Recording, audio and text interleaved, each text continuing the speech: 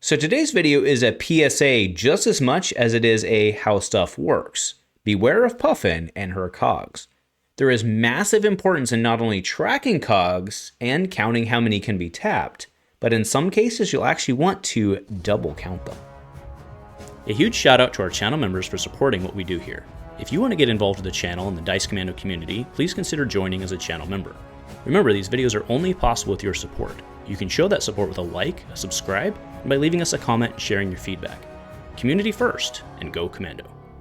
Hey there, my flesh and blood friends, and welcome back to the channel. So as we get into this today, I want to fully admit that Puffin was the high seas hero that out of the gate I most struggled with in terms of seeing her play paths and her play lines. Now, while there are certain parts of me that remain not super convinced of like how good she's going to be long term, mostly because to me, she feels a little dirtily and somewhat card hungry, I've really come around to the fact that there's really no denying that once her engine gets going, she can output some like serious damage. And then when you combine the fact that she's got attack reactions in a sense from a certain point of view and makes a lot of hard play decisions for the opponent, I think it's actually very realistic that Puffin probably finds herself in like a tier 1.5-ish range. I think that's actually not an absurd call to make. So we will see how we go long term, but for the very least, if you aren't a Puffin player,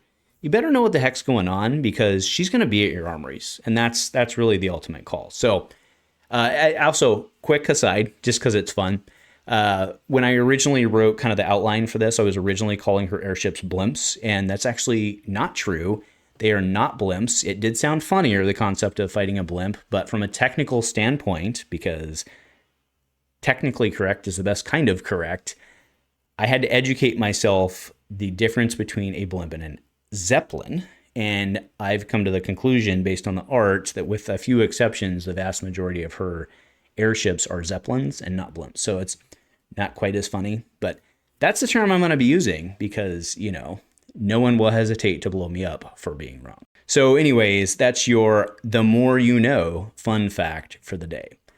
Now, while the Aeronaut is indeed the big boy, all of the Cogwork Zeppelins offer similar threats. And on top of that, because there are so many small interactions and decision trees around the Zeppelins, the cogs, and the weapons, it can be difficult to track them all when sitting on the other side of the table. The big Zeppelin, the Palantir Aeronaut, is a prime example of the potential power of a fully cogged up Puffin.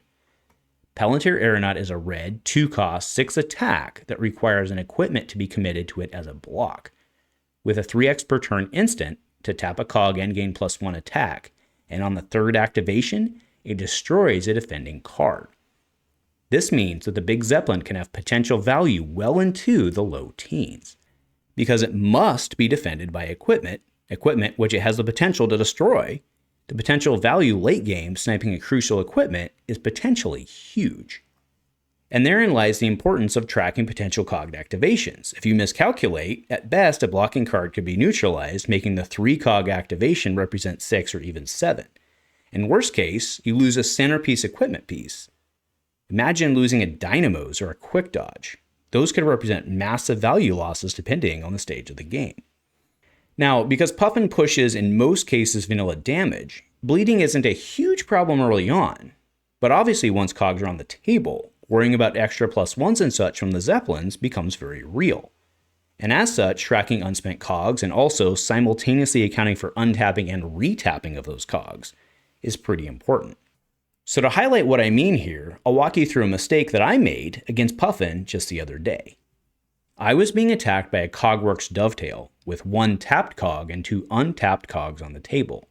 Now, Cogworks Dovetail attacks for a base 5 and has an on-hit that untaps all of their cogs, as well as a 3x per turn instant that taps a cog for either +1 or go again.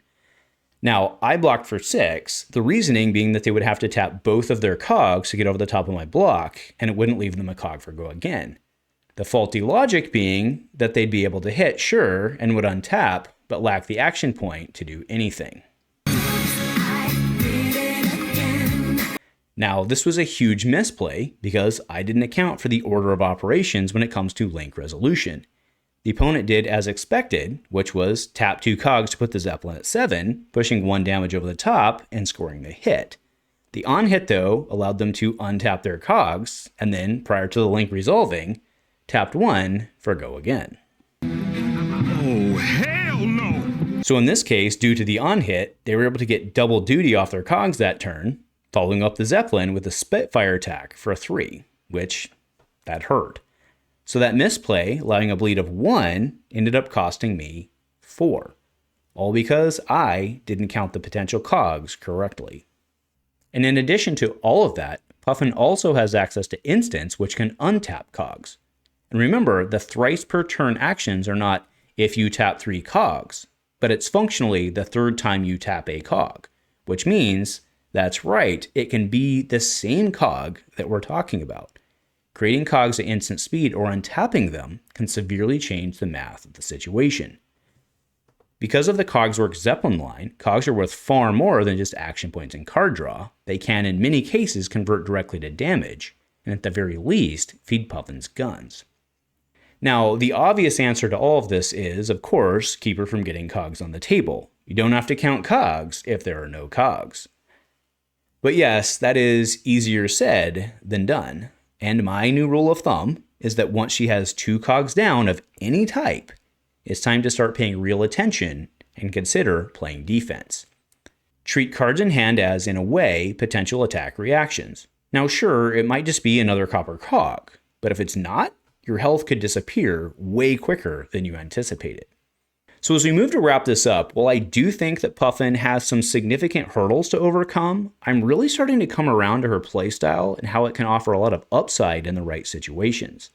And to all my Puffin fans out there, sound off below. And as always, my friends, go Commando.